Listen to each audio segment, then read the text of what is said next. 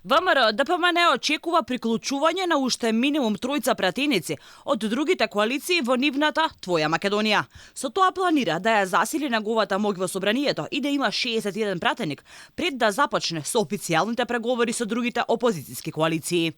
Првиот човек на ВМРО ДПМН, Христијан Мицкоски, вели дека се обидува да консолидира просто мнозинство до 28 мај. Посочи дека добива сигнали од помалите партии од другите коалиции. Очекувам до 28 мај да консолидирам како председател на партијата 61 пратеник, вие споменавте 58, дека освоивме 436.000 гласа, нешто повеќе од 436.000 гласа, нешто што до сега е незапаметено на толкава излезеност и на толкав процент освоени гласови од позиција на опозиција.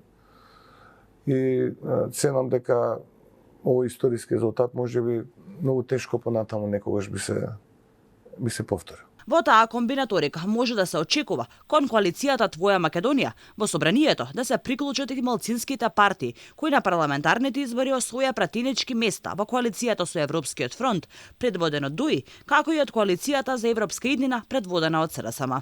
Што значи дека со тоа се засилува моќта на ВМРО ДПМН, а коалициите на ДУИ и онаа на СРСМ може да изгубат секој по 2, односно 1 пратеник. Дека се поверојатно е дел од пратениците кои ги освоја коалицијата предводена од ДУИ да преминат во коалицијата на ВМРО ДПМН.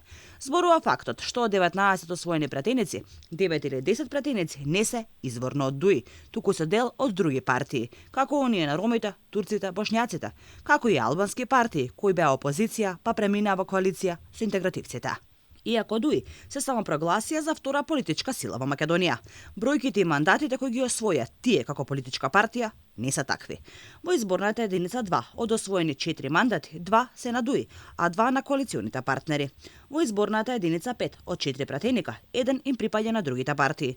Во шеската, коалицијата на Европскиот фронт има освоено 9 мандати, но 6 се од другите партии. Двајца пратеници во шеската се од редовите на Алијанса за албанците, а исто толку има и ДПА. По еден пратеник ќе им припадне на Демократската партија на турците и на Движењето на турците во Македонија за правда и демократија.